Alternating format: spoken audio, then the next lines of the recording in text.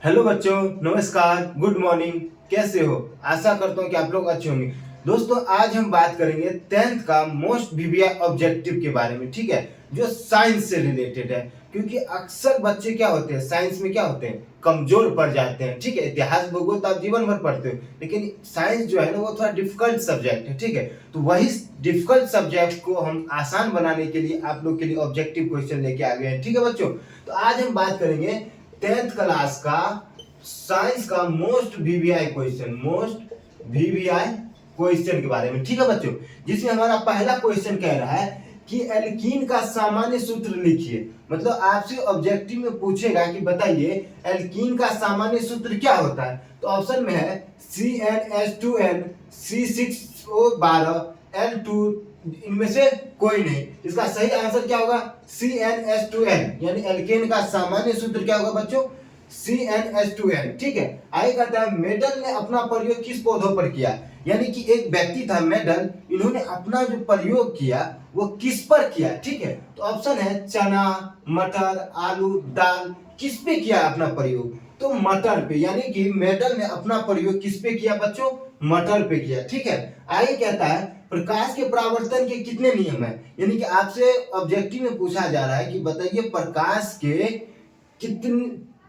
के जो परिवर्तन है इसके कितने नियम है। ऑप्शन में 4, 6, 2, 9। कितने होंगे बाबू? 2 होंगे। यानी कि प्रकाश के परावर्तन के कितने नियम है? 2 नियम है। ठीक है, आगे कहता है उदासीन विलयन का पीएच मान क्या होता है। यानी कि आपसे ऑब्जेक्टिव में पूछा जा रहा है कि उदासीन विलयन का पीएच मान क्या होता है। ठीक है, ऑप्शन में कहता है 6, 7, 8, 9। तो इसका सही आंसर क्या होगा? ऑप्शन बी, यानी कि उदासीन विलयन का पीएच मान कितना होता है? 7 होता है। ठीक है, आगे कहता है कि सोडियम की परमाणु संख्या कितना होता है। यानी सोडियम की परमाणु संख्या कितना होता है बाबू? आपसे पूछा जा रहा है कि सोडियम की परमाणु संख्या कितना होता है। ठीक है, तो ऑप्शन में कहता है 11, 12, 13, 14। क्या होगा? 11। यानी कि सोडियम की परमाणु संख्या कितने होते हैं बच्चों? 11 होते हैं। ठीक है, आगे कहता है लेंस की क्षमता का एसआई मात्रक क्या होता है। यानी कि लेंस की एसआई मात्रक क्या होता है। लेंस की जो क्षमता होती है, लेंस की नहीं, प्रॉपर लेंस की क्षमता का एसआई मात्रक क्या होता है। कहता डायऑप्टर बोल्ट विभव बोल्ट। क्या होगा? डायऑप्टर होगा। ठीक है, यानी कि लेंस की क्षमता का एसआई मात्रक क्या होगा? डायऑप्टर। ठीक है, आगे कहता है COOH अभिक्रिया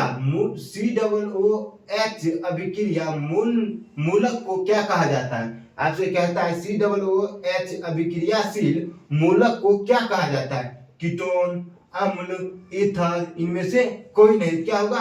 अम्ल होगा बच्चों। ठीक है, आगे कहता है फूल में नर प्रजनन अंग होता है। यानी कि फूल में नर प्रजनन अंग होता है। कहता है पुंकेसर, वर्तिका, पराग, कोष। क्या होगा? पुंकेसर। यानी कि फूल में नर प्रजनन अंग कौन सा होता है बाबू?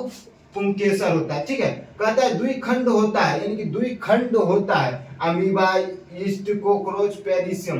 तो अमीबा इसका सही आंसर होगा। यानी कि द्विखंडन होता है किसमें? अमीबा में होता है। ठीक है, अगला क्वेश्चन कहता है अंडाणु निषेचित होता है। यानी कि अंडाणु निषेचित होता है। कहता है योनि से, फलोपियन नलिका से, अंडाणु से, इनमें से कोई नहीं। क्या होगा? फिलोपियन नलिका से होता है। ठीक है, आगे कहता है ग्लोबल वार्मिंग के लिए उत्तरदायी होता है। यानी कि ग्लोबल वार्मिंग के लिए उत्तरदायी होता है O2, NH3, CO2, N2। क्या होगा? क्या होगा बाबू इसका सही आंसर? CO2। यानी कि ग्लोबल वार्मिंग के लिए उत्तरदायी कौन होता है? CO2। आगे कहता है किसी भी उदासीन विलयन का पीएच मान क्या होता है। किसी भी उदासीन विलयन का पीएच मान कितना होता है बाबू? 7 होता है। ठीक है, आप चाहे तो इसका स्क्रीनशॉट ले सकते हैं। और साथ ही बच्चों मैं कहेंगे कि इसका जो मोस्ट वीवीआई क्वेश्चन यानी कि मैराथन क्लास जो है नीचे लिंक में दिया गया है, आप लोग वहां से पूरा भाग क्या करें, देख ले। ठीक है।